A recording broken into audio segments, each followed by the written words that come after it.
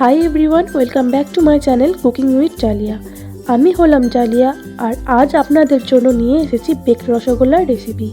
খেতে যেমন টেস্টি, বানাতে তেমন সহজ। তো চলুন দেখে নিই।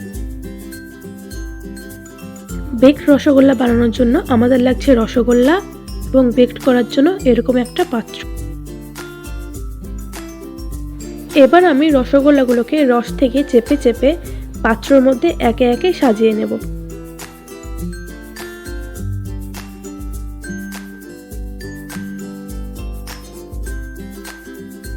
সব রসগোল্লাগুলো রস থেকে চেপে নিয়েছি।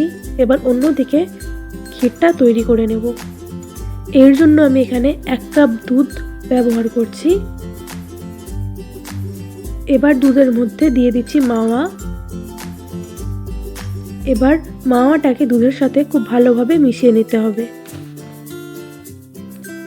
আগের থেকে অনেকটাই মাওয়াটা দুধের সাথে মিশে গেছে। এখনো আরো কিছুক্ষণ জাল দিয়ে আমি পুরোপুরি মাওয়াটা দুধের সঙ্গে মিশিয়ে নেব। পুরোটা মিশে গেলে এখন এর মধ্যে দিয়ে দিচ্ছি মিল্ক মেড।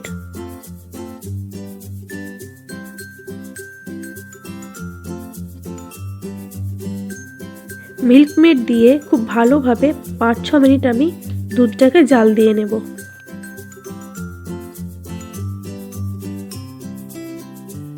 পাঁচ ছ মিনিট জাল দেওয়ার পর এখন আমি এর মধ্যে দিয়ে দিলাম এলাচ গুঁড়ো।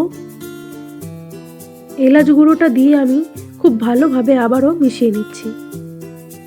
দেখুন আগের থেকে দুধটা অনেকটাই ঘন হয়ে এসেছে। এই পর্যায়ে আমি গ্যাসের ফ্লেমটা অফ করে দিচ্ছি। মিশ্রণটি একটু ঠান্ডা করে নেওয়ার পর আমি রসগোল্লার মধ্যে সেটিকে ঢেলে দিলাম। বেকড করার জন্য আমি এখানে কড়াইয়ের মধ্যে সামান্য কিছু পরিমাণ লবণ দিয়ে তার মধ্যে একটা স্ট্যান্ড বসিয়ে 10 মিনিট প্রিহিট করে নেব।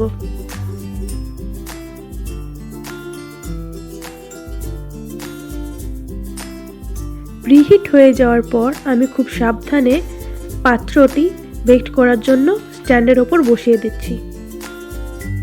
এবার ঢাকনা বন্ধ করে মিডিয়াম ফ্লেমে খুব ভালোভাবে বেক করে নিতে হবে।